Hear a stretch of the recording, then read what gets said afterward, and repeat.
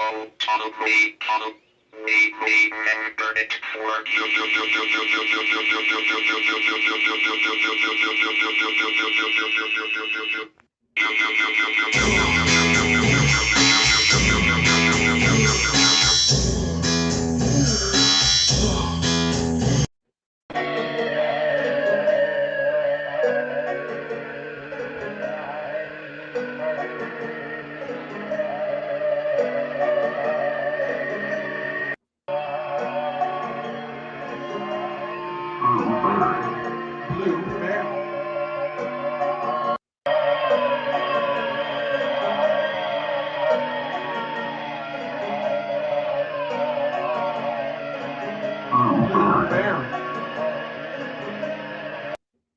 Good evening, weirdos, and welcome to. How are you? This is Jethro Bot. Wait, this is Jethro Bot. This is Jethro Bot over here. This is Jethro Bot right here. Hey, how's it going?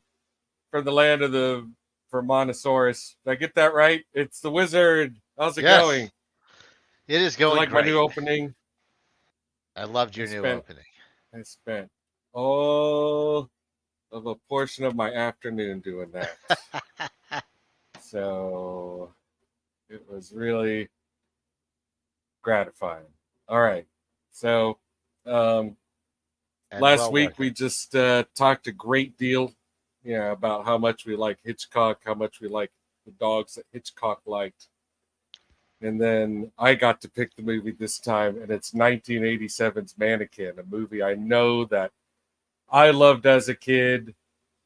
My mom loved. I feel like my mom and I watched this movie together, probably with Jeremy more than once. So speaking of him, here's my younger brother from Columbus, Ohio. It's Gravy. How's it going? Good. How are you? That's G. Good. I'm glad you. Just trying to tie Do it you all have together. hand symbols? Like everyone in Ohio likes to speak in hand gestures at sporting events. So I don't know if you worked out. No. Okay. Well, anyway, we've all watched Mannequin together, and that includes Bride of Pumpkinhead and Barbara Lawrence. Hi. Hi. Hey, and Empress Buttercup. I guess I just brought everyone out real quick. I'm not doing great in introductions tonight. I think you're doing fantastic. If you want to know who everybody is, watch a previous episode. That's right. You should recognize us by now. I think your new opening credits were really terrific, and if they used up all of your brain powers, I think that's fine. I thought it was fantastic. Thanks, guys. Thank you very much. I loved it. I like the illustrations. Yeah. I got a big kick out of those. Yeah, those are it's the same picture from, I just had a bunch of old rubber robot flyers. And so I cut the picture out in different proportions and drew on it. Nice. And I still have more of them. So we can have other guests. Oh, boy. Yeah. I'm wearing my Piss Jeans t-shirt because this week is new Piss Jeans album week. So anyone who knows me knows I like that band a lot. It's a great new album. We're not going to talk about it. We're going to talk about Mannequin. I just thought I'd bring it up.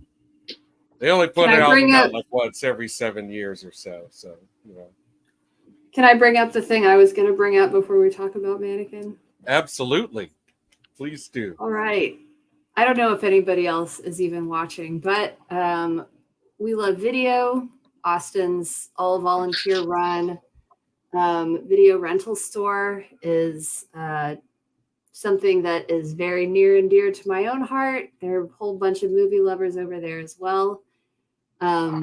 They are doing, in Austin right now, we're doing Amplify Austin. It's our city's big day of giving.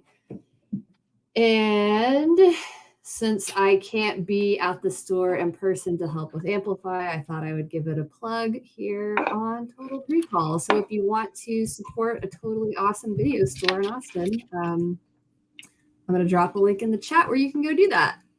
Thank you. Sweet. That's it. Woohoo! I just want to say that I think it's great that you guys still have a video rental store of any kind. Yeah. We do not. That has gone the way of the dodo here in Columbus. Yeah, we don't have one anymore either. We're just too fancy for that shit. Oh, whoops. Yeah, that's all right. Don't worry about it. And you know, like that's I think it really says something that you know, in Austin, Texas, it has to be a non-profit. You know, like that's the only way you're going to float that. And you're also seeing that more and more with like movie theaters. You know, where movie theaters have to be non-profits if they're like a restored. Yeah, it's. I don't think the one that we have in Fallbrook is a nonprofit. It's just a little mom and pop place that shows, you know, old movies every Friday night. And you know, the theater itself is used for other venues like, you know, tiny concerts or comedy or whatever. Comedy, I use that word loosely, not very much, but Yes. But it's just a little tiny mom and pop place. That's it. But it's not a nonprofit. I think if it were a nonprofit, it'd probably have better turnout, probably better equipment, probably. But this is just a little mom and pop place. Yeah. Yeah. I mean, it is still cool that people are doing that kind of thing, like just because they love to do it. It's really nice. Yeah, we love video here in Austin. Is a wonderful place to go and hang out and see movies because they do screenings. And cool. Yeah, but it's, you know, if you just want to go there and talk to like-minded people about movies and more movies and movies you've never heard of, or if you have movies you can recommend that other people haven't heard of, this is the place for you. My bucket list thing is to go to the Mahonic Drive-In in Pennsylvania. They were one of the few movie theaters that, well, they couldn't afford to switch to digital at all. And so they stuck with the film and started just showing classic movies. You know, they had you know, they would license things from the studios, you know, that were super old and super affordable still, like Back to the Future or Halloween. I think it all started with like old classic horror movies, and it kind of morphed into there. It's just developed this kind of almost Grateful Dead-esque quality of people who follow it. And people have gotten married there. They camp out there. They have huge events there now, all because, you know, they stuck to their guns and wanted to just show, you know, classic film movies. So yeah, I dig them. And there's a great documentary on them. I think it might be on Amazon. I can't remember where we saw it from, which streaming venue we saw it from, but I think it might be Amazon. But if you search for Mahonic Drive-In, Pennsylvania, there's a fantastic documentary on it. Yeah. Amazon is another fantastic nonprofit. It sure is, sir. Well. I did once go to an outdoor movie theater in rural Texas where you sat in like those old metal porch chairs, you know, from like the 50s. you know, like where they kind of have the bent around legs, you know, and they're a little bit of like have a rocker action. It was an outdoor theater that just had a bunch of those. And on the other side of the fence were like horses. Like sometimes the horses would make noise during the movie. So Well, that's it was awesome. cool. Yeah, it was Yeah. like it's easily an hour out of Austin. I can't remember exactly where. There were 2 summers in high school where Mhm. I was at the drive-in movie at least 5 nights a week, if not more. Oh, wow. We went every night. Saw a lot of good movies, but had so much fun. There's Yeah. nothing like a classic drive-in. No, I love them. Unfortunately, land is a hot hot market out here in California. Yeah. So There's actually if you have a still chance of tearing them down, they will. there is a 1950s era drive-in that still operates here. Oh, nice. But the About deal six. they have with the studios, they don't pick the movies. So it is, it's just straight up mainstream family fare. The first time I saw Star Wars was at a drive-in. Top Gun played there, I think, all month last summer. The new Top Gun. So I still haven't been because the only time they've shown anything I wanted to see, I was out of town. But it looks really pretty. Yeah, I Neato. bet it's great. I bet it's great. When I in 2000 moved to San Antonio, there was a multiple screen double feature drive-in where you tuned into it on the radio. You know, they didn't Yes. have any boxes or anything, and it was a Mission Drive-In. But it's true that in order to have a drive-in, you have to have a large chunk of land, and you also, in order to get people there, you have to be near where they live or whatever. So Those two things don't work well together. yeah. Okay. With that, I do want to start talking about our movie this week. I love the look on her face. Yeah. Wait, Yeah. I thought it was Wait. Mannequin, not the Mummy. Wait, you started too soon. We need to reverse and go back to That's the the Mummy. animated cartoon beginning. Oh, I don't have that. I don't have an anime. I'm sorry. There's Dude. no, First of all, I started with this, but you're right. It does have a wonderful animated. Which And- does this is technically the prologue, and the animated sequence comes after this. oh, I That's thought, correct. oh, okay. I thought the animated thing was first. Okay. Yeah. I don't have a slide for the animated sequence. I actually totally forgot about this whole Egyptian beginning part of the movie.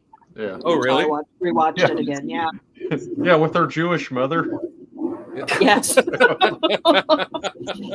least Egyptians you've ever seen. Yeah, yeah. Yeah, they weren't trying. What? You have to get married to the pharaoh. No, it's not the pharaoh. It's a dung dealer. She doesn't want to. Yeah, They're she for the prays to the queens. god. Yeah, she prays to the gods because she doesn't want to get married to someone who sells poopy. And as a result, she becomes the muse of many famous sculptors who turn her into life. So that's a pretty 80s premise right there, you know? And it does go 80s places. Totally. Yeah. It sure But, does, sir. It sure pretty does. crazy. How could it? And so Here's one of them. Oh my God, he looks so young. Oh, It jeez. really does. He really was. Yeah, I gotta say, like, did I mean, maybe this is a little premature question, but like, did anybody else feel like, as far as like a pairing with him and Kim Cattrall, like he just seemed a little too young for her, or something? I don't know. Nah, I was fine. I was fine with it. Yeah. I don't think the age was. I think the age He's was grown. fine. He's a I grown mean, if you man. want to get picky, she's 3,000 something years old. That's Yeah. right. That's Right. true. Yeah. She That is older than mannequin- a What? I was Jeff? just going to say she's older than Estelle Getty in this film by a few thousand years. So Oh, I had a thought about Estelle Getty, but first I let me also just say, forgot she was in it too. yeah, yeah, this I mannequin is completely forgot she incredible. was in it. Yeah, it's a great looking mannequin. It looks a lot like Kim Cattrall. It looks Yeah. just like her. Yeah, they Yeah. nailed that part. Yeah. She actually had to sit because I was doing trivia research for this. Mhm. She actually had to sit with a sculptor in LA for like 6 weeks in order to get that perfect likeness of her. Wow. Mhm. Wow, she had to become the mannequin. Yeah, she did. Oh yeah, that's method acting. Is it Yeah. the same artist they employ at like Madame Tussauds that do those like wax sculptors of celebrities? Because that's also what this reminded me of. That part I didn't get in. I didn't read that part in the article. I just read that part. But doesn't this look like something you'd see at one of those museums?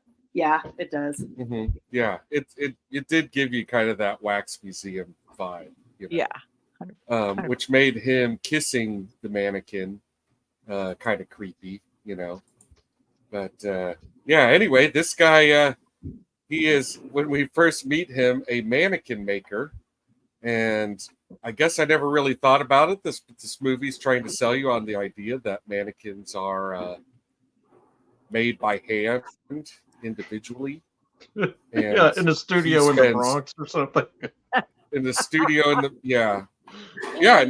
Well, it's Philadelphia. It's Philadelphia. Right. Yeah. But we know it's Philly.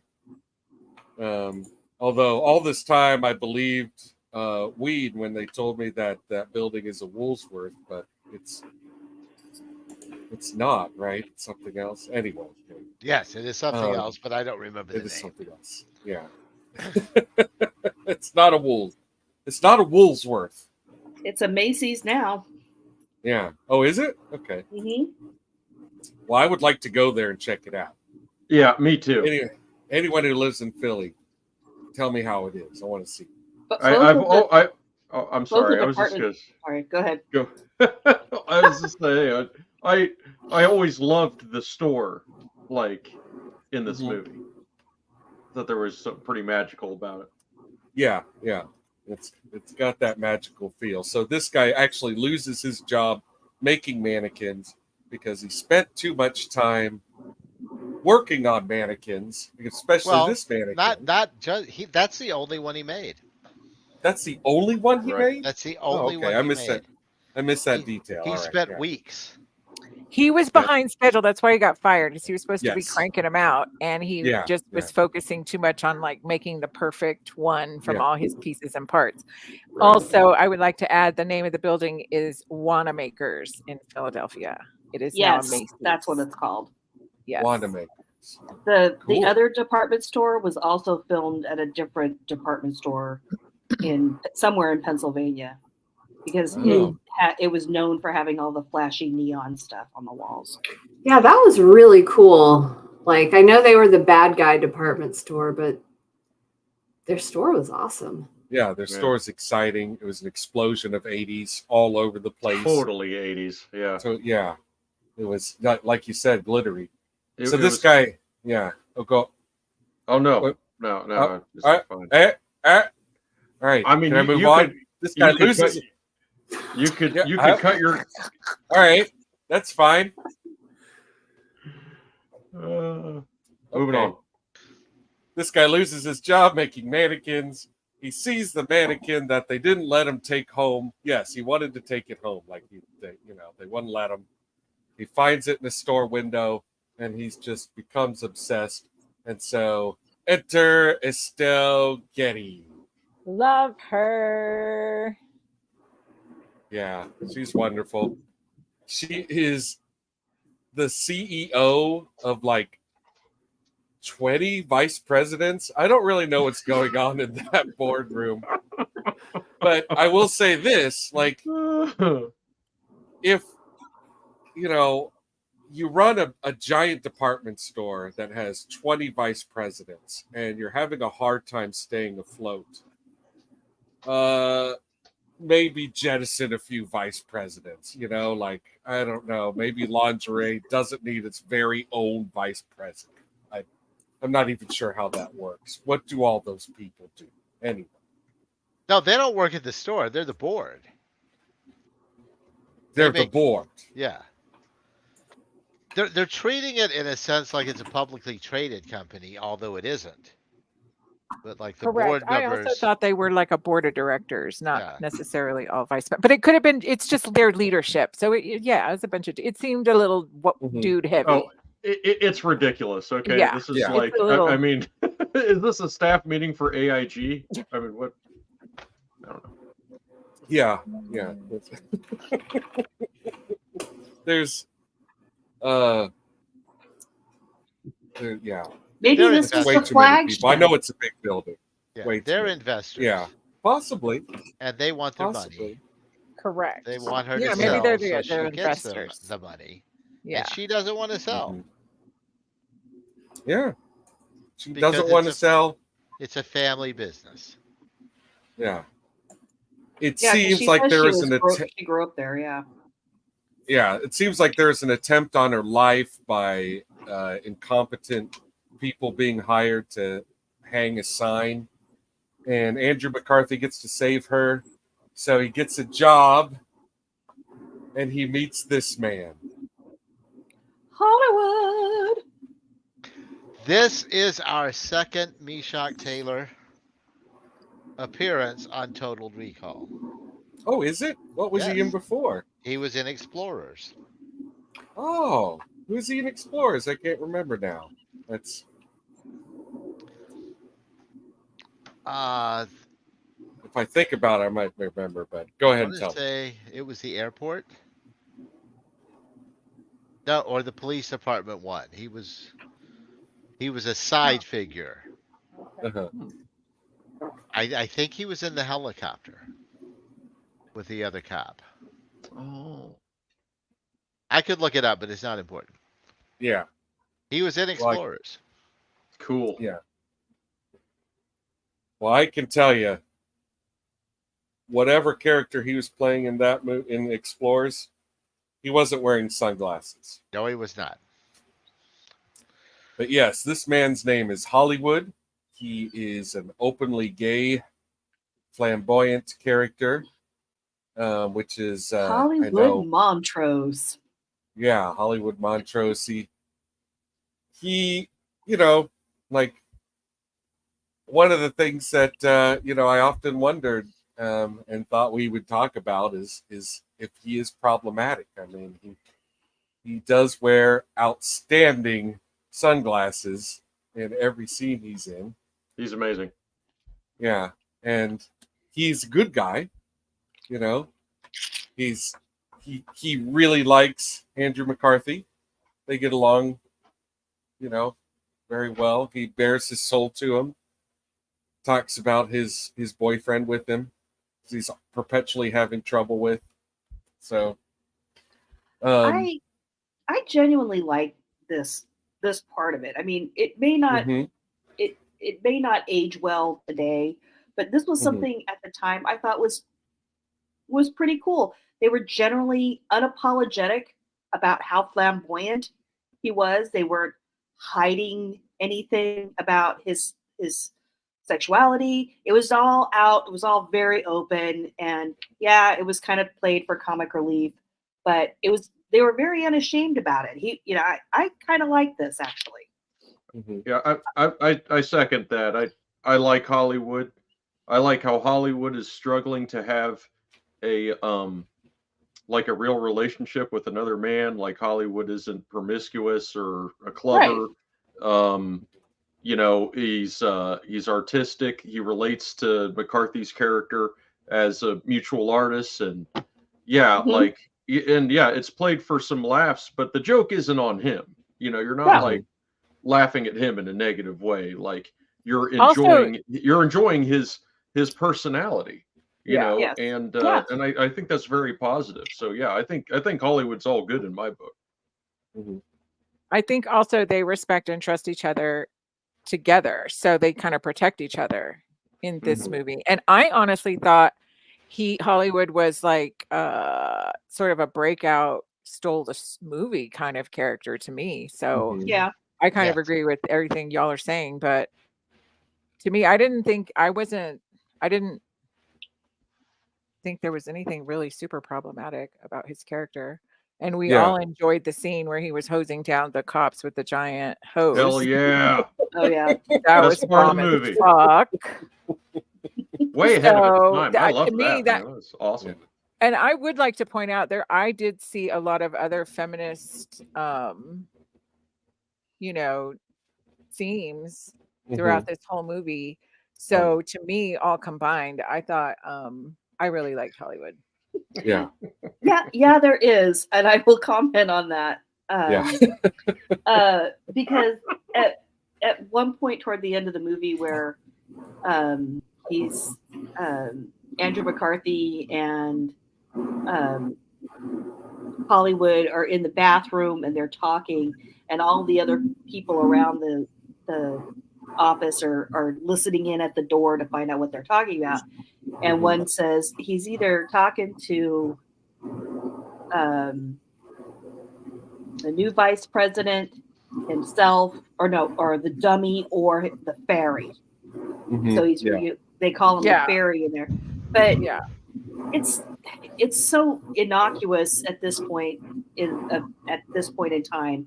I don't really have an issue with that either. And again, I mean, those things are always that, you know.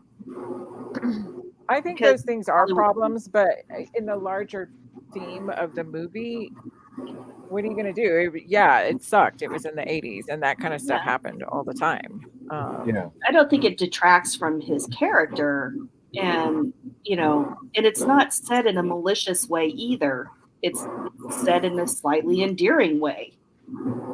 Well, this is who we know him as. It's not great, but it's not horrific either. That's a wonderful point. It was not used as an epithet. It was used as a descriptive. Yeah. And he is, to be fair, he's a very flamboyant gay man, which is what fairy implies. It's not a word. I don't know. I think it borders, I think it borders on, not cool, but who can say? But that guy wasn't cool.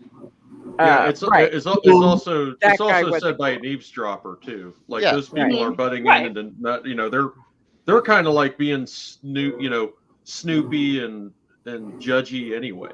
Yeah, they're not. Right. Yeah, the two people. I was just gonna say the two people who do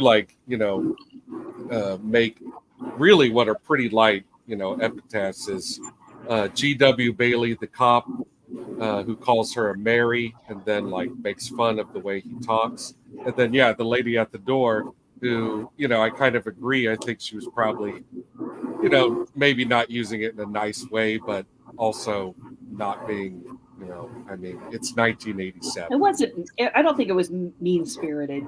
Yeah. They're way worse than she could have done. Yeah. And G.W. Bailey says something derogatory, very bluntly derogatory, and I love how Andrew McCarthy's character calls him out on it immediately and calls him a bigoted jerk. Bigot, and I think that's brave and blunt, and I really like it. Because I think there's something to be said for that, to call that bigotry. I think that's right. That's pretty. All the people, it's pretty outstanding. I think, honestly. And none of the people that surround Hollywood talk to him that way or treat him that way. They all, he is just one of them, and they're all together. Yeah, he's their friend. And I do want to point out that he likes Andrew McCarthy, and he doesn't accept his Mannequin making out and Mannequin talking to, because they're both perverts. He accepts it because he's just you're an artist, you got to do what you got to do, to make art, work. So, I get it. Go ahead and do it. And I feel like Yeah, they and could have there's played no that angle up ambiguity. a lot. Yeah, they could have played it up in a much more derogatory manner. And this Right. film's neighbors in the theater were definitely doing that. Like it could have been so easy to take the character of Hollywood Montrose and turn him into something that, would have been a much more derogatory and, a lot less funny and fun. I love that Hollywood is part of the trio of good guys. Yeah, Mhm. for sure. He's great. Yeah. I was so worried going into this movie because I remembered as a kid liking Hollywood a lot, and I was like, "Oh, what if Hollywood is cringy? Oh no!" Like I was very concerned about that. Yeah, I was kind of concerned how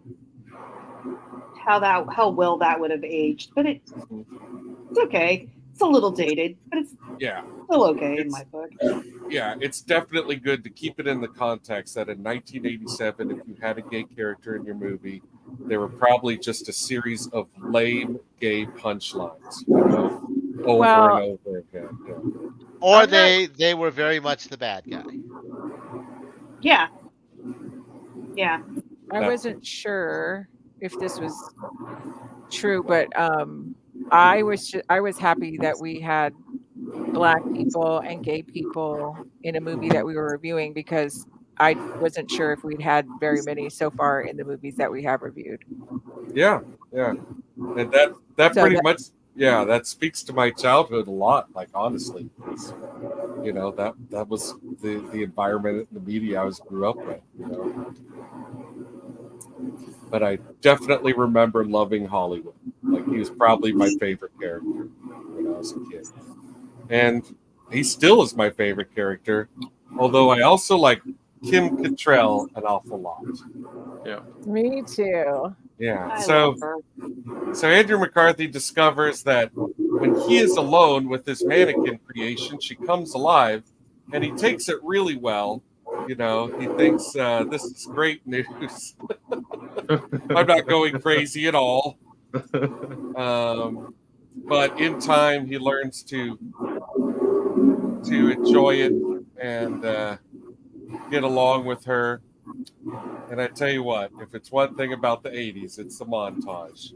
This movie is practically a 90-minute montage. It is almost all montage, Like, there's story during the day, but at night, we montage.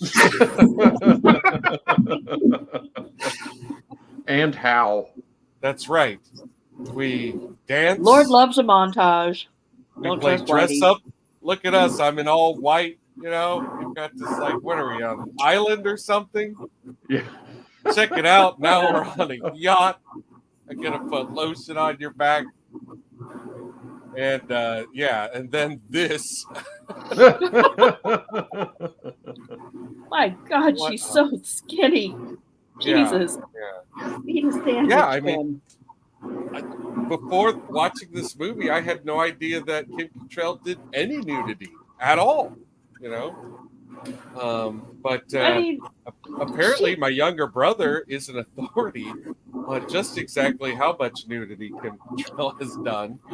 That would be quite a bit, There, we'll Jeff. go to, He's yeah, authority she's on not Sex shy and the about City. it. Yeah. Yeah, she's not shy about it. Yeah. I didn't know that. I knew her Yeah. from Big Trouble in Little China. That's a movie that, Well, she did that the previous year that this came out. But I believe Yeah. she did nudity in Porky's before that. Yeah. But That's she had a crazy. lot of nudity in Sex and the City, like a lot. Yeah, tons. It wasn't something she was shy about at all. I still don't think she's shy about it either. Some people like to be naked. Estelle Getty. Oh my God. So great. All right. Well, we do have to talk about the other characters. I just had a fun Oh, slide. do for we? Estelle. Yeah. Okay. So we talked about the montage. We saw the underwear. All right. So, pretty much a very, very 80s conflict. Like, these crazy bad guys are trying to get, the awesome department store from poor old Estelle Getty here. And like right next to her in that blue shirt, he's the owner of the like glitzy glamour department store that everyone loves, apparently, because people who are shopping just go towards like sparkly lights and stuff. That's the whole. That's one of the big premises of this movie. Is like wherever like the eye-catching window display is. And then Andrew McCarthy's already established a girlfriend right next to him who works for that guy. And then we also have G.W. Bailey and good old James Spader. And so, yeah, this is what they do. Like at night, they get together, they do cosplay, they make an impressive window display. Estelle Getty here makes Andrew McCarthy a vice president, and that really upsets James Spader. Andy and Jimmy ride again, everybody. Oh, Hell yeah. Hell yeah. So I was shocked to learn that these two met each other in 1985. They made 3 movies together, and then, as we learned from Andrew McCarthy's Instagram, they lost touch for 20 years. They're Wow, friends again, really? but yeah, you would think that having made 3 films together in 2 years, that they would, have been, and like they're so synonymous. Like you often think of James Spader when you're thinking of Andrew McCarthy and vice versa. I again with the research, when I was looking up, I'm like, I wonder how James Spader feels about this particular movie and this particular role. Yeah. Because he's just, it's one of the most un-James Spader-like moves, appearance-wise anyway. He's usually the kind of slick but cool guy with a cruel streak. And here he's dressed rather nebbishly with slick down hair and glasses, and he's a bit of a nerd. But when I was looking it up, there was this great quote in an article when he was talking about his work in this movie. He said that he liked it, but that it's some kind of medieval torture sitting through the film. So that's how James Spader feels about Mannequin. It's a bit harsh. He doesn't like this movie. He does not. He liked his work in it, does not like the movie. Maybe that's why they don't talk after 20 years. Who knows? He's anti-montage. It's just too much. What is he, communist? Everybody loves a montage. Yeah. I love the tension between him and Andrew McCarthy, especially when they first met. And like I really thought that, there was probably this is the third of the 3 films. So there's probably, like some fun little rivalry or whatever. They're like they just at that point they have kind of a rhythm or something. So does anyone know what the other 2 films are? Want to guess? Pretty in Pink. Pretty in Pink. Got it. Pretty in Pink. Don't know the other one. No, Bret the other Easton Ellis before Oh, he was really? Yes. Before he was a celebrity outside of the literary sphere.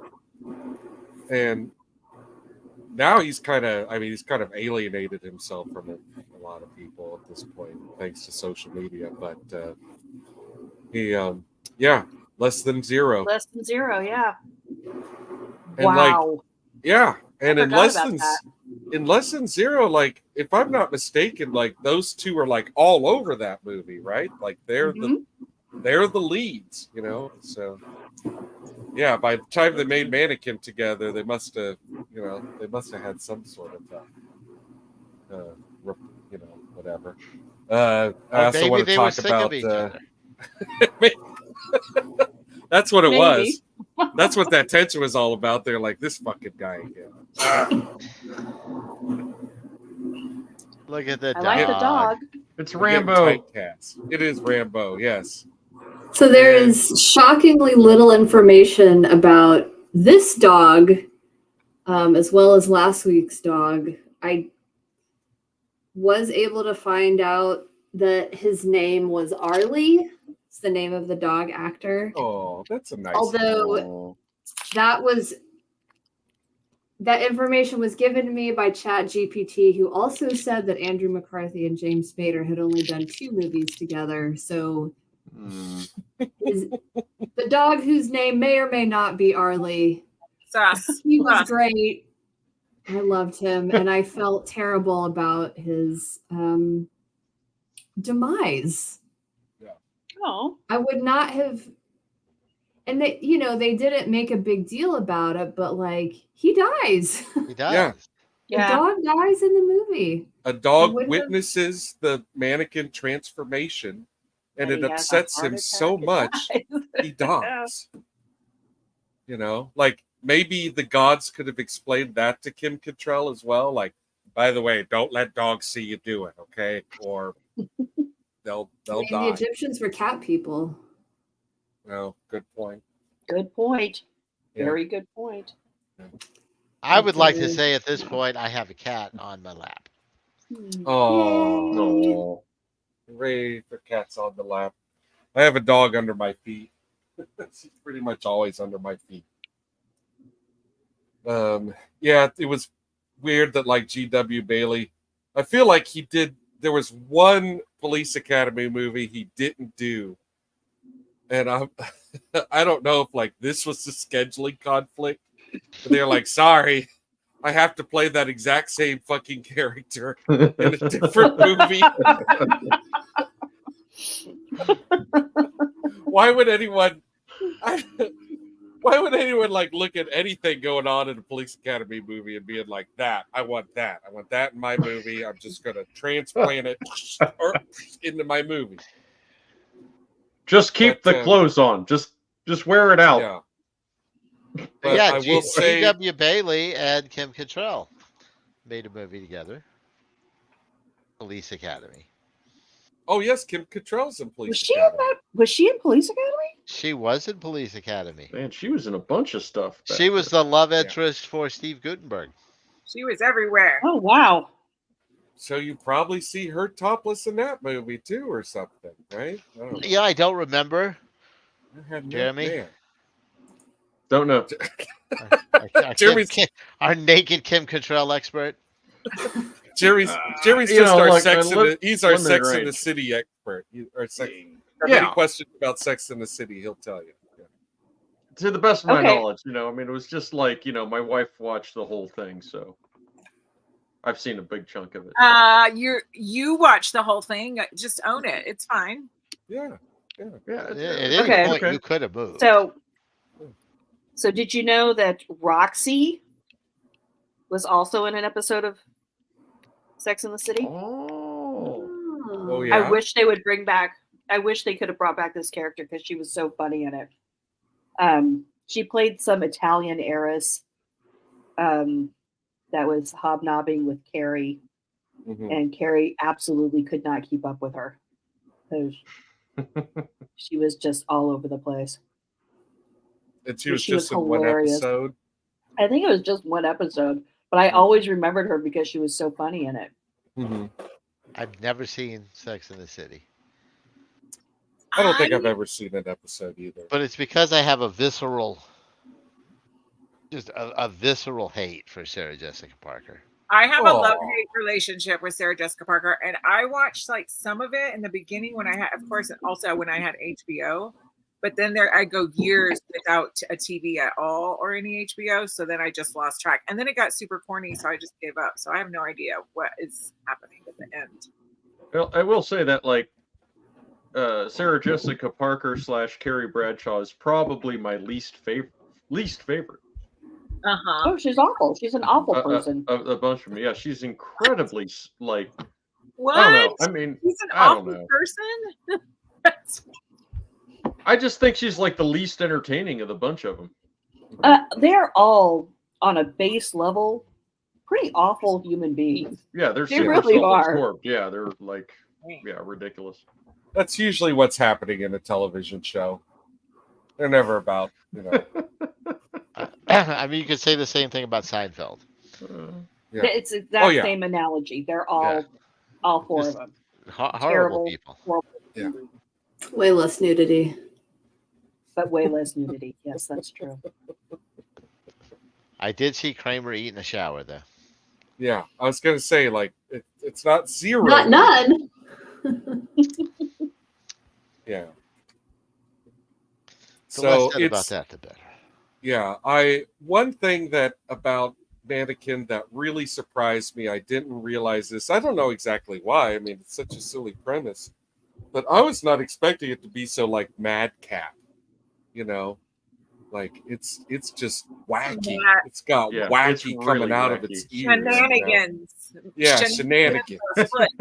So Mannequin many shenanigans. shenanigans. Yeah. Down to clown. It's very silly. It's very Mhm. very silly. Yeah. But it's fun though. It's a real romp.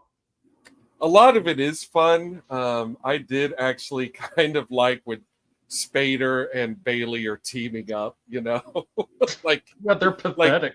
yeah, James Spader's whole like weird wormy thing is he's gonna, do something subversive with the help of this guy, like they're gonna sneak around, It's a very 80s thing right there that these two are gonna somehow be successful in a villainous plot, And it's a very 80s notion that all he needs to do is have successful window dressings, Yeah. I will say, I think the window dressings were pretty impressive. Oh, they were super cool. Yeah. Yeah. Yeah, I was excited to see what they came up with every week or every night after their montage, and then they still had time. I guess they were planning it as they were montaging it.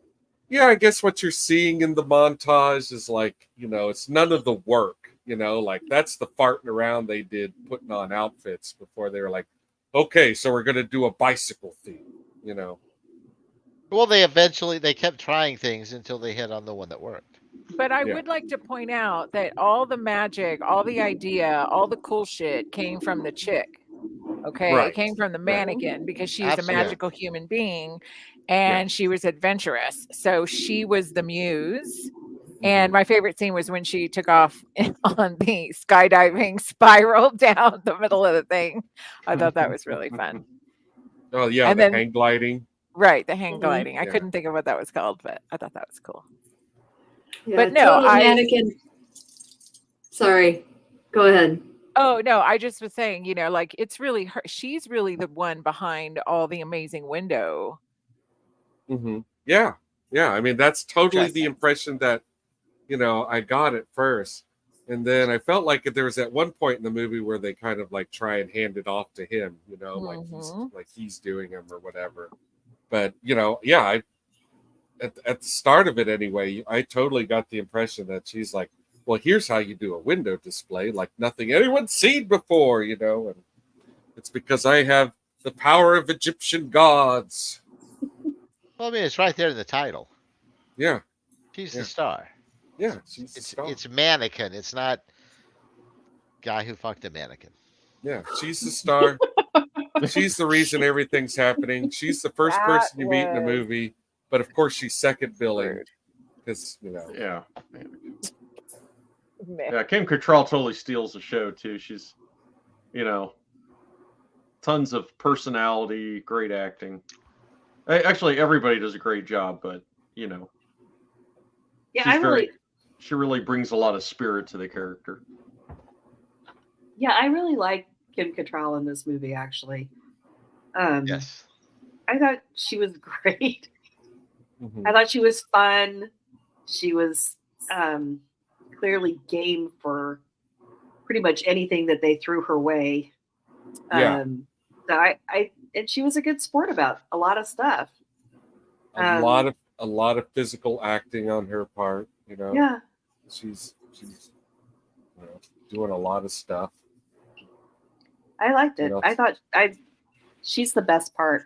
Her and Hollywood are the best parts for me. Mm-hmm. Yeah, agreed.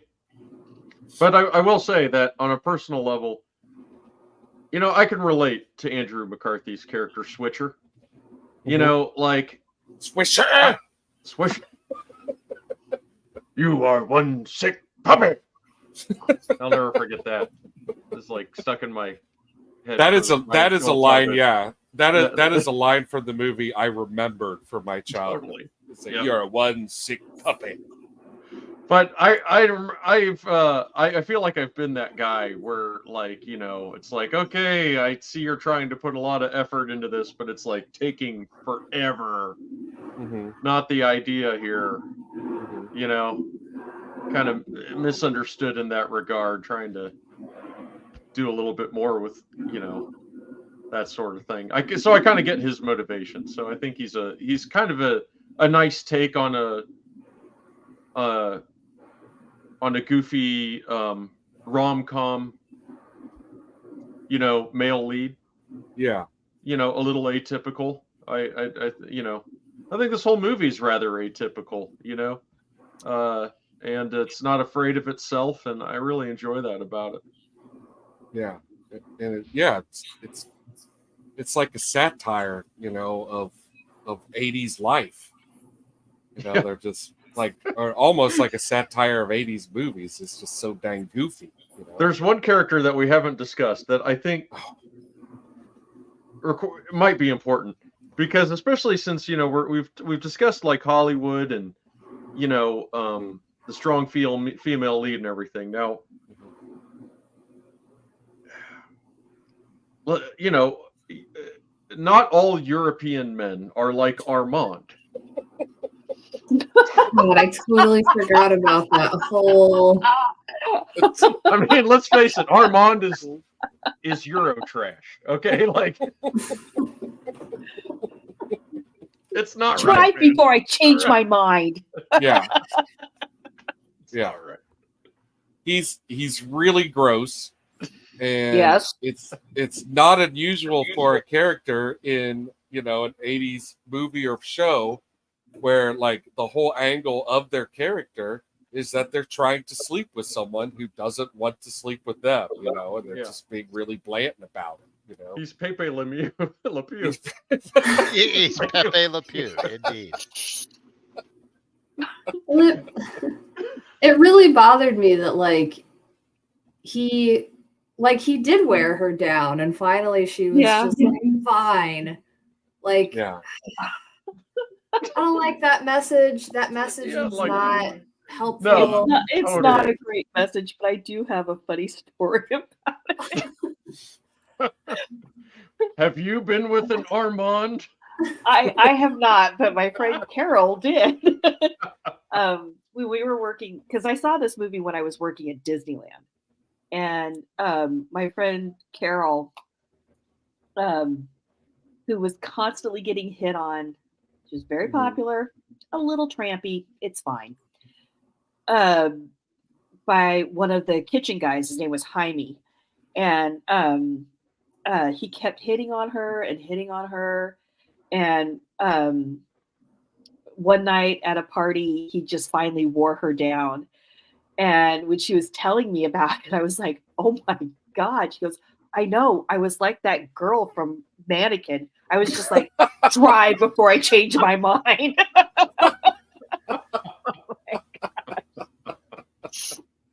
Yeah, and when I was a kid, I definitely did not understand the impotent joke, you know, where like Yeah. he gets her into bed and then he can't Mhm. perform.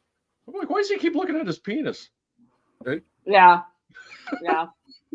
Because that's what he's obsessed with, Jeremy. That's the only thing he ever really thinks about. Because he's from Europe. Yes. Yes. You know, it's like the whole Dan Fielding thing from Night Court, you know, like that was like, you know, the Yeah. entirety Yeah. of his character was just like, I see beautiful women and I just shamelessly gawk at them and flirt with them.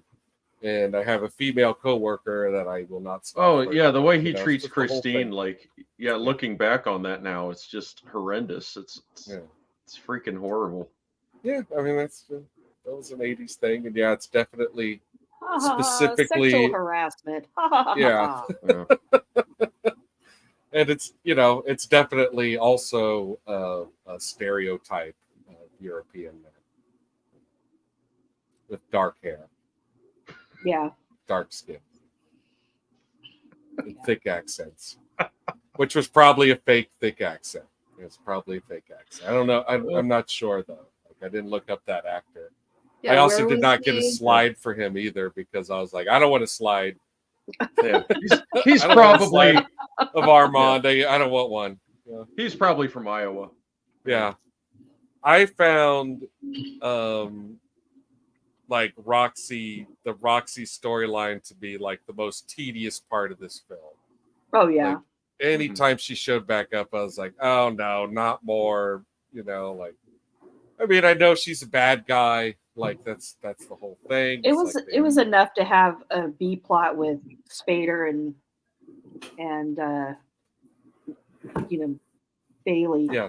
They didn't need GW Bailey, yeah. Yeah, they didn't need another one. They didn't need plot C. Yeah, and if you're hitting on somebody and you're like, rolling around on the carpet, in my summation, you're not doing a very good job hitting on someone. Just saying.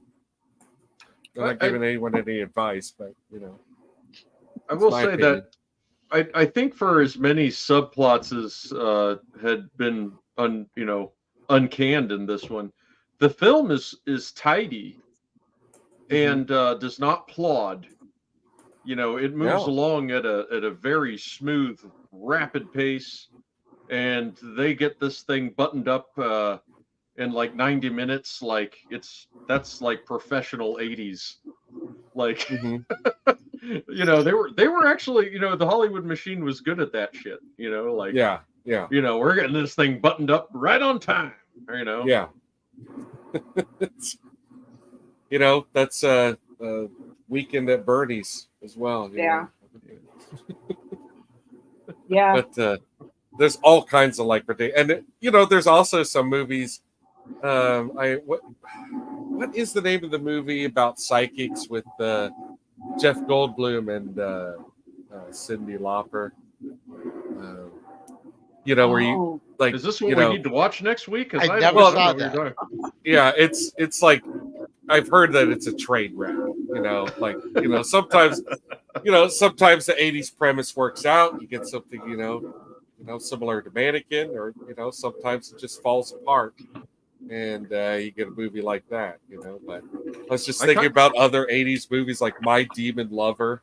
Like Vibes. he's a handsome guy. He turns into a demon. Like it's just ridiculous stuff. Ridiculous. It was called Vibes. Vibes. Okay. Yeah. That sounds bad. Yeah. I remember it came out. I also remember people hated it, and that was it. Yeah. Yeah, it had poor box office. It was expensive too. I think they'd had to do reshoots and all that stuff. So poor vibes.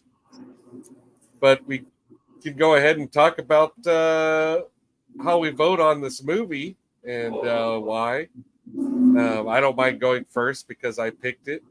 And as I said at the start of the show, the reason why I picked it is one of those movies that is quite embedded. I think I saw it maybe at the theater more than once. Jeremy, do you remember that mom and us used to go to a movie to see a movie more than once sometimes, like if we just really liked it? Yeah, I remember it happened. Yeah. And I know we saw this one at the movie theater, but I have to say, like, my specific memory of seeing this at the theater is fuzzy. Mm-hmm. Yeah. Yeah, I feel like this is a movie I got to know more on cable, or Yeah. I saw it a lot on cable. It happened to have like Yes. a Okay. playings on HBO at the time. HBO, right? Yeah. Yeah. But yeah, I'm happy to go first. And we were talking about Hollywood, and I think I saw that movie a lot. that, huh? What's that? One of the guys, yeah, I remember seeing that many times. Oh, yes. One of the guys was on cable. Yeah, I saw that on It cable. was on cable a lot, and I watched Yeah. it a lot. Yes, it was. And, it was PG-13 and it played during the daytime, but you still saw a lady in it. It's a very infamous get to see a lady scene for, I don't know. That's like 87 too, right? That's probably 12 years old, 11 years old. Anyway, I really did enjoy Mannequin. It drags in places. Like I said, I did not particularly care for the girlfriend character and storyline because it just seemed very laborious. It's enough already that there's comical bad guys that are trying to take over the department store. You don't need, and eventually you actually get actual like Keystone cops.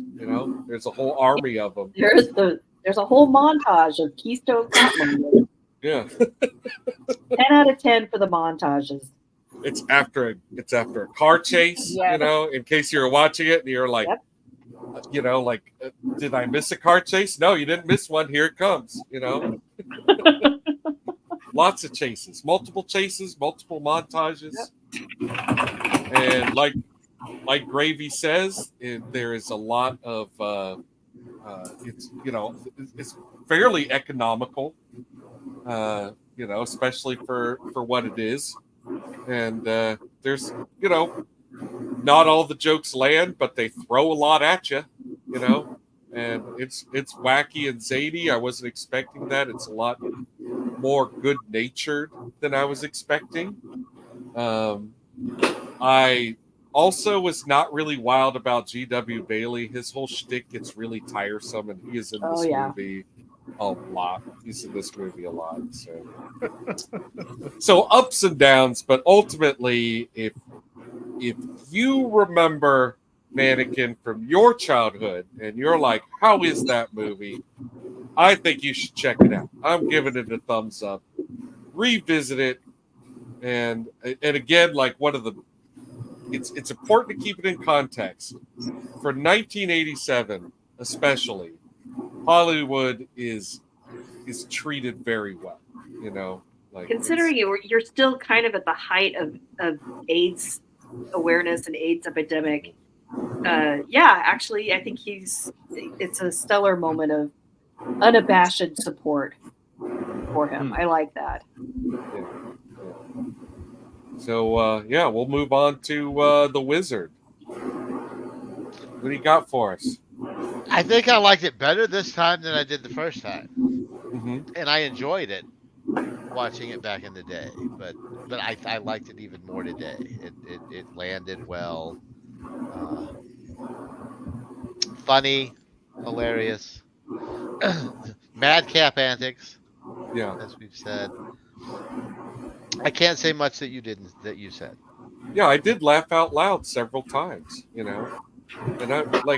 I'm really not that easy of a sell when it comes to comedic films, gotta be funny or I'm not into it.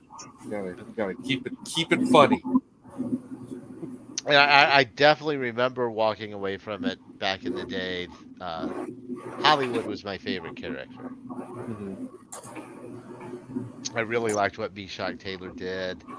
It's the main reason I watched Designing Women for a while. It was actually for him. And I never, I didn't watch that much Designing Women. Is he a very similar character? Like, did he wind up with any typecasting out of this? You think? No, he was very mainstream of a character in Designing Women, as I recall. He was a designer. There was a little bit of the, but he was much more I thought he was the guy that they Even used keeled. for like installations and he was the guy that they brought in to hang draperies and move furniture and things like that. I thought that's who he played in Designing Women. Yeah, but It's it been a definitely minute. I don't know. was. Yeah, he was much more straight to the point and not Hollywood. Yeah.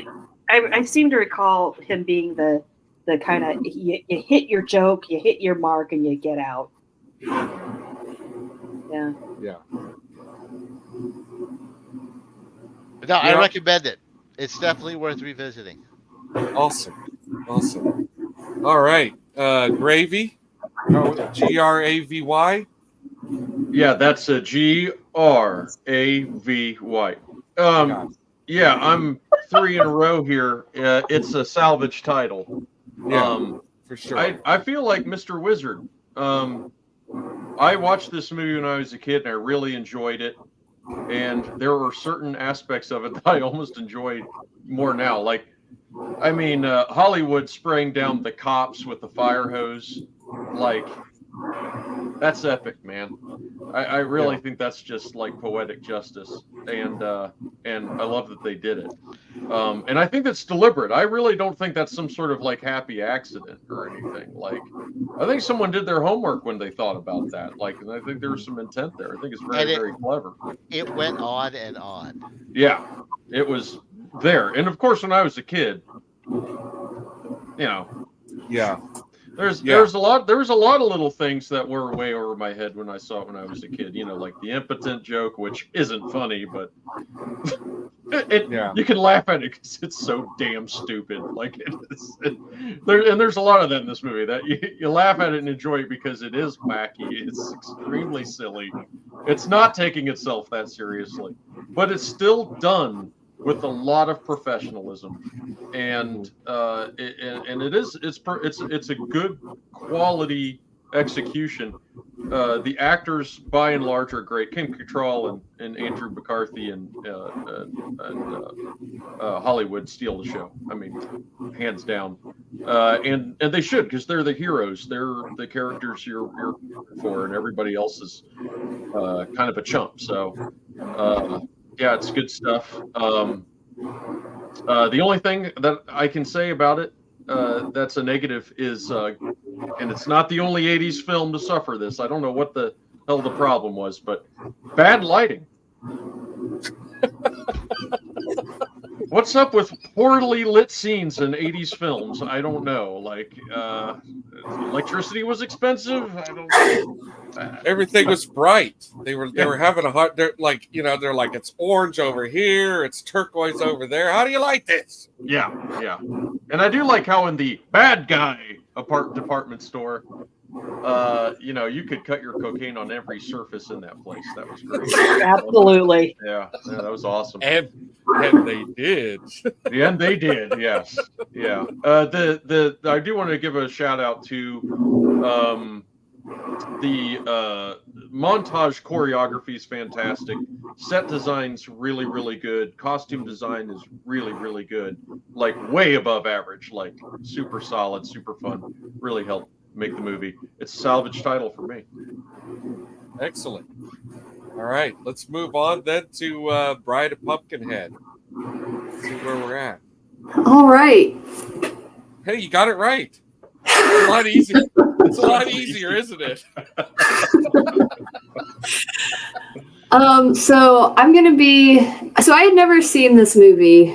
This was my first viewing. Oh, wow. And yeah, and I hate to be the person who hates fun, but it just did not hit the mark with me. I think everything that y'all have said about it that you liked, I liked some of that stuff too. I think that if you watch this movie at a younger age and want to revisit it, I give it the thumbs up for that. I think you're going to be happy with it. But if you haven't seen it and you don't feel a need to see it, I'm not going to tell you need to see it. I really feel like if you want a crazy premise with a badass mall montage, I'm going to tell you to see Night of the Comet. Oh, such a good one. Such a good one.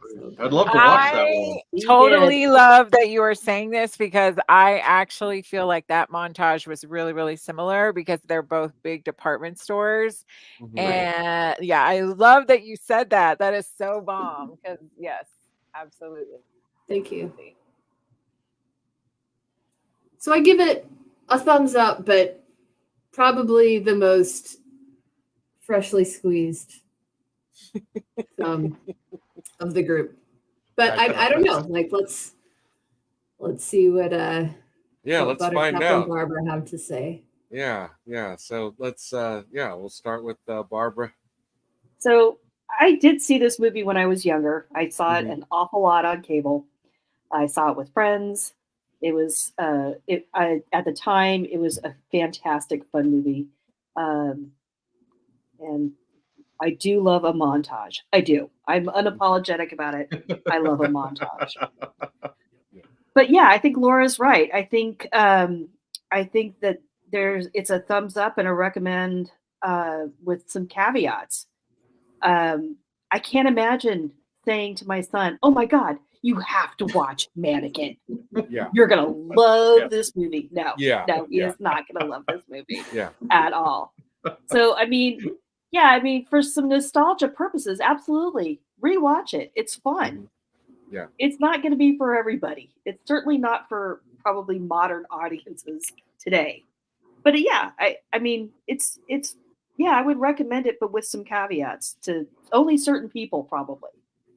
Yeah, I think you're spot on there, Barbara. I wouldn't sit my boys down to watch this movie. They'd get really mad at me. Yeah, right. I mean, there's no way. Just wait till the next montage. Yeah. It's really good. Yeah, the next one's really, really good. Yeah. I think Laszlo would enjoy it. I think Laszlo would like it, but I don't think the other guys would. He does. And it was critically burned by a lot of critics. Nobody, Mhm. no critic liked this movie at all. Yeah. Aw. And I was kind of surprised when I was looking up, like reviews of it, how much critics hated it, and then I found it a little odd that it's developed this little bit of a cult following. So, but yeah, I would recommend it with some caveats. Maybe for nostalgia, for people my age. Oh, you should go back and watch Mannequin again. It's fun. Am I going to recommend it to anybody younger than me? Probably not. Yeah. Yeah. And it's kind of a one and done too. And you're right. Night of the Comet, much better. Much better movie. Much better montage. I would own a copy of Night of the Comet. I don't think I would buy a Mannequin for $1. I mean, that's not to say I didn't like it. I did enjoy it, but yeah. It's not like I've rediscovered a wonderful film. I'm gonna watch this again absolute next week. little gem. Yeah. Yeah. No, it's like if someone tells me like I love the Police Academy movies, I'm going to be like, well, when's the last time you saw Mannequin? Yeah. All right. Well, Buttercup. I had a quick question. Can somebody give me the correct pronunciation of Misak? Is it Misak? Meshach Taylor. I honestly think he's probably the only reason to rewatch this movie, both for his character, the fun stuff he does, the cool sunglasses alone. That collection was super cool, and all his suits. But I don't think there were plenty of other movies that had cool fashion and cool sunglasses and stuff. I just think he brought a lot to his character and made the movie funnier and brighter. Because everybody else is cornball and was doing the same shit over and over at the same movies and all just a different mixture, like a salad, just mix and match. You know what I mean? So it's cool. It's fun. I agree mostly with almost everything Barbara said, and definitely with the Night of the Comet. This is Night of the Comet. Yes, Night of the Comet. So yeah, that's It's a nightmare. Thumbs up with caveats. Enjoy Meshach Taylor. That's it. Yes, and Yeah. we did. We all did. So, hooray! Let me just where to go. Boom! There we go. All right. It's yes, totaled all the way. Check it out, Mannequin. So happy. It's very And, silly. I Gen can X. I can definitely see critics panning this because It's a little it is cornball. ridiculous. It's so silly. It is It's ridiculous. ridiculous. Yeah, I it's was ridiculous. 17 when this movie came out, so this is definitely like Gen X era type of movie for Gen Yeah. X Oh, definitely. agers. Oh yeah. Oh yeah. Yeah. Yeah, this was, this wasn't really the 80s we lived in, but it's the 80s we wanted to live in. Yeah, it is an 80s fantasy. It's an 80s Yeah. fantasy epic. Yeah. Yeah, like we had like a marbled brown shag carpeting and wood panel. We did not have a world like Hollywood's. So And Hollywood. Go Go ahead. I just wanted to live in a department store. Yeah. I will Something we say. didn't mention. Oh, okay. I'm sorry. Oh, go ahead. Nope, No. go ahead. Something we didn't talk haven't about. mentioned that I think is worth talking about is and I hate that I'm going to say this. It goes against everything I believe, but the kick-ass Starship song. That's what I was going to bring up. That's All what right. I was going to bring up. Agree. Like, Yeah, I despise Starship. I despise I do everything too. about what that band became from where they started. As a general rule, I think Diane Warren songs are a little mainstream, pithy. They're definitely, let's make some money here. We're going to make a hit. And this was one of her first. This was her first big, look at me, I'm Diane Warren song. And it works. Yeah, she banged it out of the park because it got a nomination for best song. It lost to Dirty Dancing, but it got a nomination. I sure I'm hate really- it. But I want to sing it right now. Like it's Yeah, Do And I'm it. gl- Go and for I'm it. glad- Bet. Do it right now. Sing No. it. Sing it. Sing it. Sing it. I'll take the If you wizard sing off that, the I'll hook. sing the Belinda Carlisle one. Ooh, even better. Do it. Do it. Oh, Do man. it. Do it. Oh man. Hey, I actually glad you brought this up because I happened to discover kind of a connection between Rear Window and Mannequin involving this song, and I'm gonna do something here, and hopefully this works out, and you guys can hear it okay. But this is really special, especially for Jeff. So here goes nothing.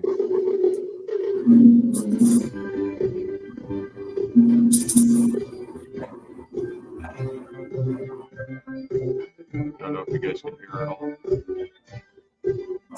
I can hear well, something. maybe better if we can't because you might get us.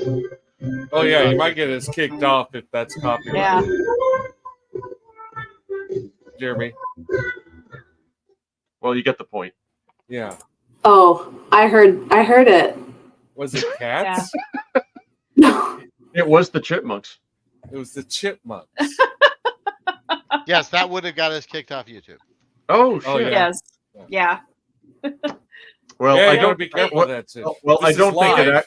it. I just so you know, I don't think that was copyrighted because that wasn't an official Chipmunks version. That was somebody just filtering the song through. It Chipmunks won't matter to YouTube. Yeah, they'll still ding you if they can, So, Yeah. but great that there's a chipmunk version.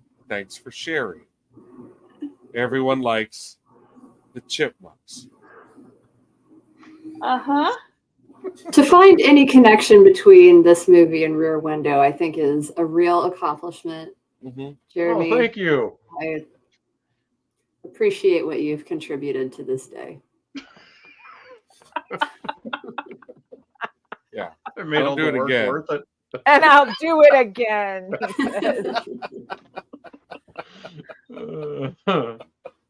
That's right. We hope so, Gravy. We really hope so. G to This the song R was to the also, A to the V to the Y. I believe, one of the only songs to be nominated for Best Original Song, co-written by a man from Gibraltar, Wow. Oh, really? for whatever that's worth. Oh. Well, that's an interesting fact. Is that where Armand is from?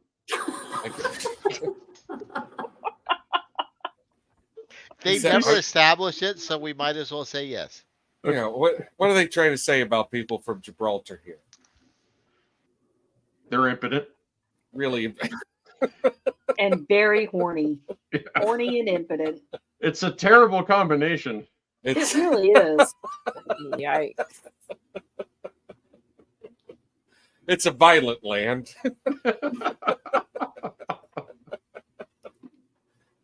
Oh boy. Oh boy. Well, I can't believe that nominated for an Oscar. It was panned by critics, but it came out the weekend that it came out. It came out at number 3 for box office. The Platoon was still, top of the box office at the time. And one other movie came out at the same time, the same weekend as Mannequin. So it did beat a movie in the box office on its opening weekend, which was Over the Top, starring Sylvester Stallone. So yeah, say what you want about the quality of the script and the acting. The madcap hilarity that Mannequin clings to, but it kicked Over the Top's ass. Kicked its ass. That's a movie I've also watched many times. It is one of the best movies about arm wrestling to have ever been made. I bet it was the best movie about arm wrestling that came out in 1987. For sure. I bet it was. And I bet you if I went to the movie theater at 12 years old and I had the choice of the two, I wouldn't have seen Mannequin. Oh, yeah, no, I would have been like, what, 8 or 9? So, yeah, Over the Top all the way. Over the Top all the way, yeah. Oh, yeah. Nothing's going to stop us from 90 minutes of sweaty men in teeny tiny shirts. I don't know if you've seen Over the Top, but everyone's shirts get smaller as the film goes on until at the big arm wrestling extravaganza at the end, people are wearing like shoestrings, Anyway, a little over the top. Trivia for you. The shirts get smaller. Few people realize the shirts get smaller and Over the Top. All right. Well, I think, Gravy, it's your turn to pick again, right? I was wondering if I was going to end up with the ball in my hands, and I think I've come up with one.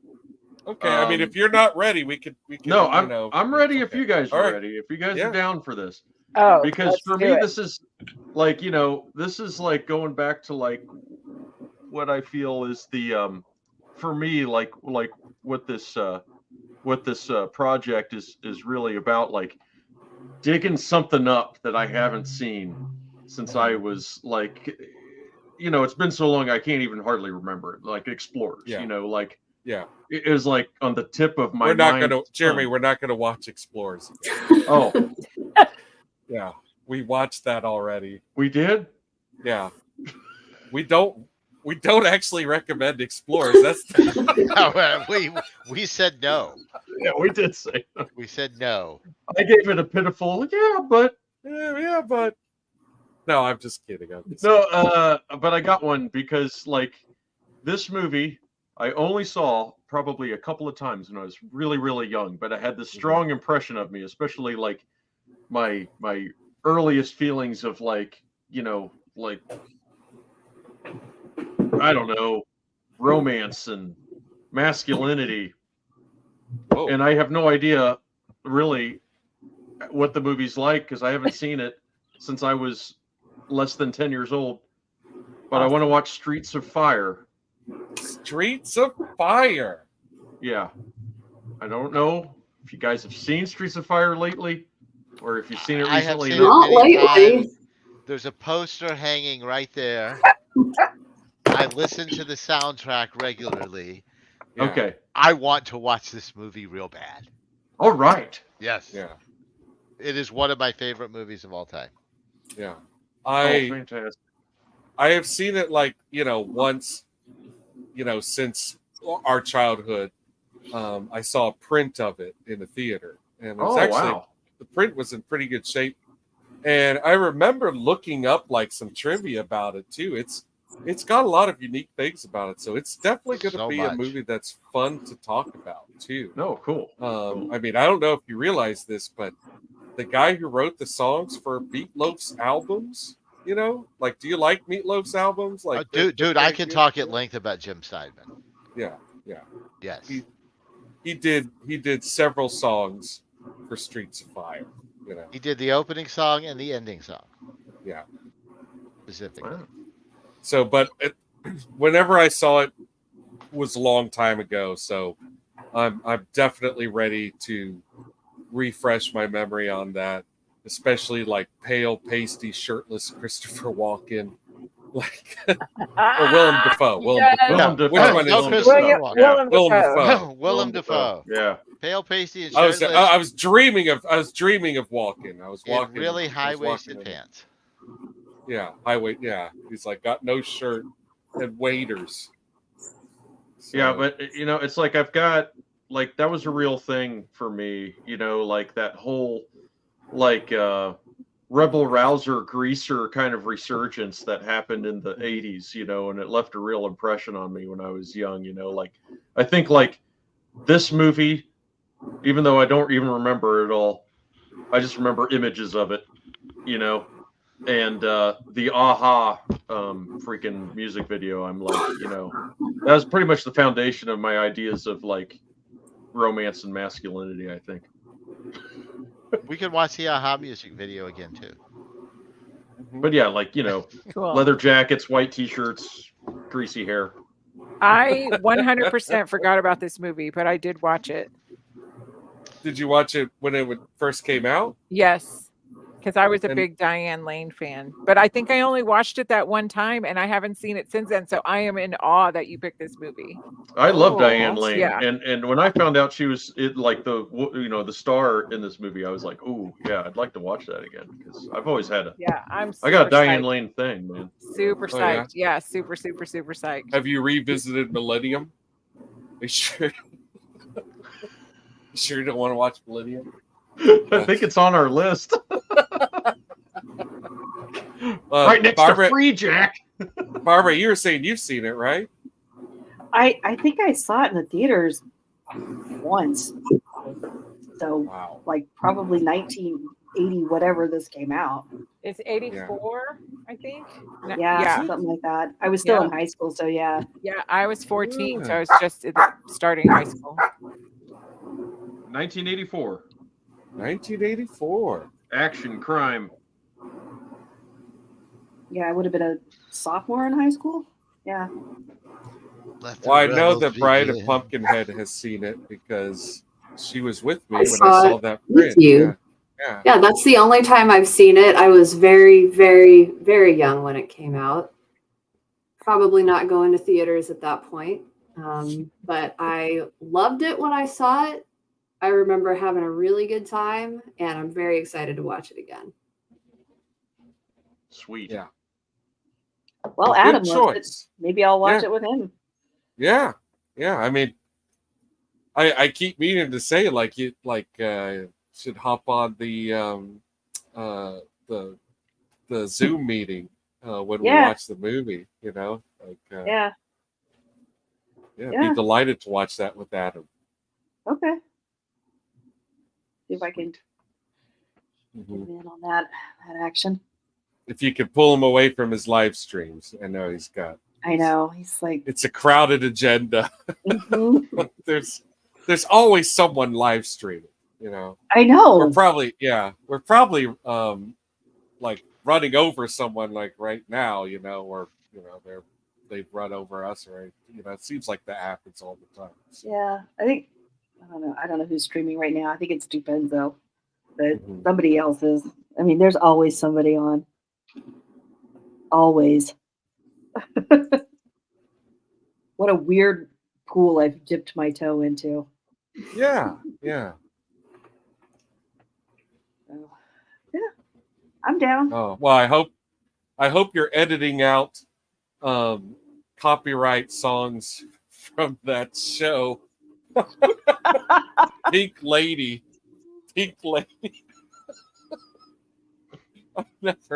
I'd never heard of this before, but man. I guess be careful if you're going to Google Pink Lady. But you got to look for Pink Lady and Jeff. Pink Lady and Jeff. Yes. Pink Lady and Jeff. It's a show. It exists. Jeff with a J. It's a show. It existed. It's real. Whew. Oh boy. So.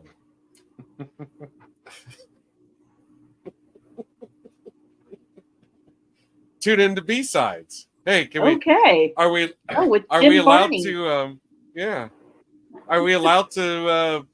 Can we put a B-sides link in our comments, or are they gonna fuck with us? It hasn't No. let me post a link this whole time. Oh yeah. Yeah, I don't know if it's just me or I give it a shot. Hang on. Let me see if I can. I'm gonna be mad though. Like what? Yeah. Why don't I get to post a link? Oh, okay. It needs to be a moderator. Says Adam. Oh. Oh. Well, I have Only to make Jeff you a has the moderator power. then. I guess only I Oh. can do it. Dang. We'll Okay, put it in then. the private chat there. I don't know. I don't even know how to make someone a moderator. I'm new to all this. I wasn't expected to have responsibilities.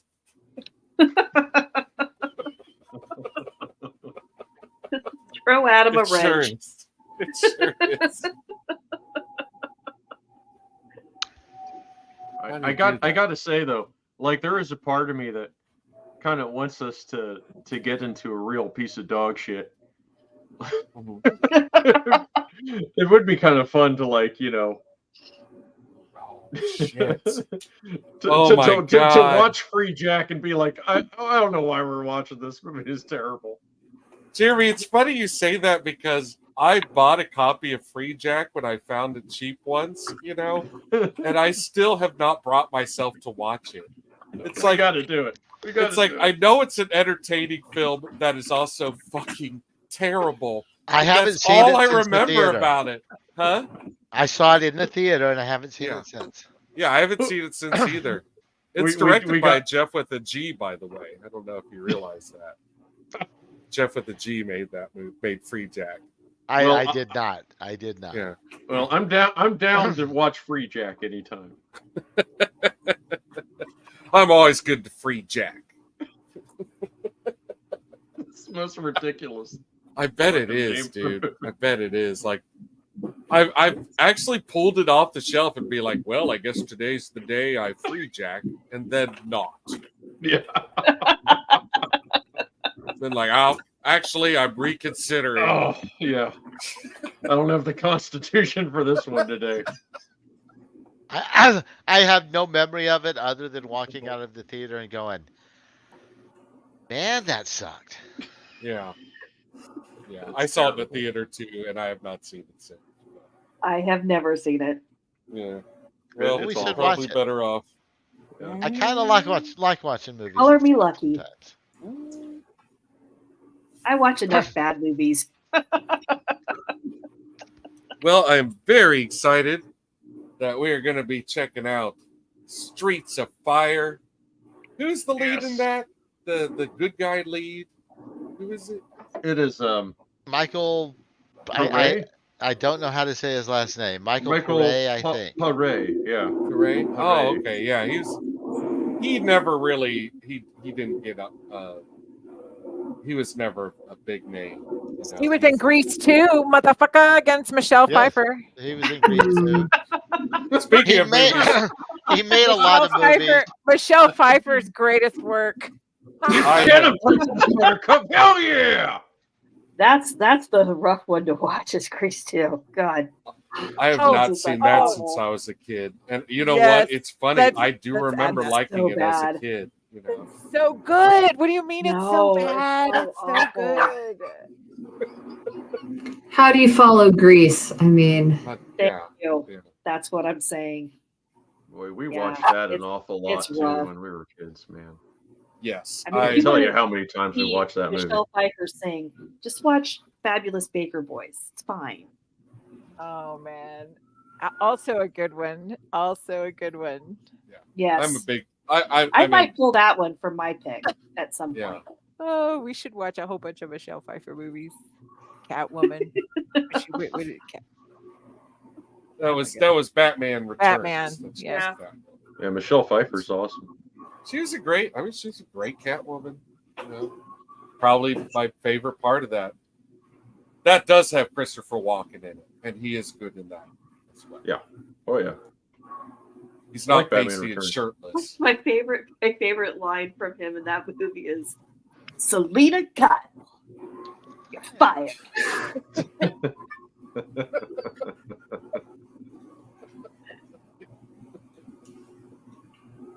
It's so- All right. it's Well, ridiculous. I really enjoyed hanging out with you guys. This was a lot of fun. Thanks, Adam, for showing up and throwing some fun comments our way. I think we're going to go ahead and pack it up. And it's wonderful to give another thumbs up. This is what I was really hoping for. I was really dreading the idea that we were going to be like, oh my God, Mannequin. You know, but it's always nice when it's something you like as a kid and you could still give it an approval. So, hooray. Hooray for Mannequin. For conditional thumbs up. Kim Control! All right, you guys. All right. It was Well, good fun. night, Thank you. everybody. Yeah. Good Night. night, everybody. Bye. Bye. Rock on.